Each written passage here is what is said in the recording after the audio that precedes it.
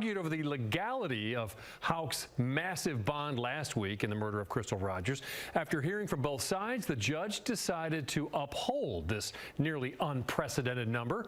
Wave News reporter David Ochoa takes a look at the reasoning. Yeah, both lawyers, the judge, and a legal expert that I talked to all said they've never heard of a $10 million cash bond. But despite that, the judge decided it was fair.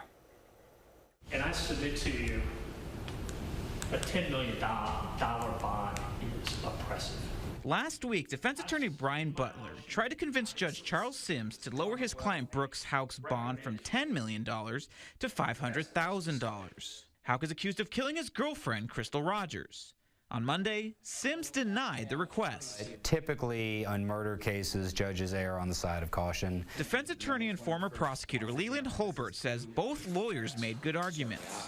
It sounds like the microscope's probably just too high on this case to lower the bond. Sims gave 4 reasons for his decision. Firstly, while the pretrial assessment said Houck is a low flight risk and arrest risk, Sims believes most people are flight risks when they're facing decades in prison. Secondly, he believes Houck has, quote, substantial financial resources. This is the first multi-millionaire I've prosecuted for murder. Depending on how high up it goes and how connected multiple crimes are, I think the judge probably had pause given his resources and given the nugget that the prosecutor dropped in at the end about potentially linked to other things. That nugget? Prosecutor Shane Young revealed that they have the rifle they believe was used to kill Rogers' father, Tommy Ballard. He said Houck's brother, Nick, sold them the rifle. This leads into Sims' third reason for denying the bond, which is he's worried about the safety of witnesses in the case.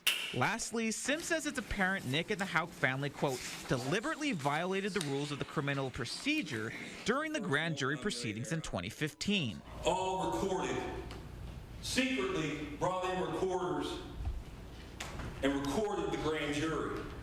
Local law enforcement comes out and says you're the prime suspect and releases evidence and gets you excoriated on podcasts and medias and signs and yards.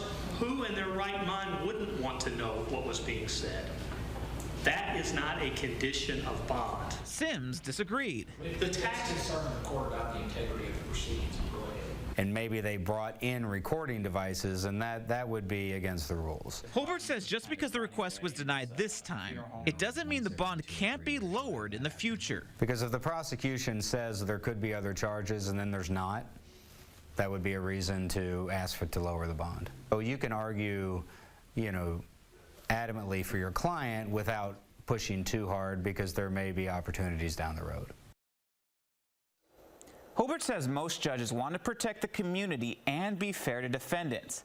But because this is such a high-profile case, it would take a lot to lower the bond. David Ochoa, Wave News. Thanks.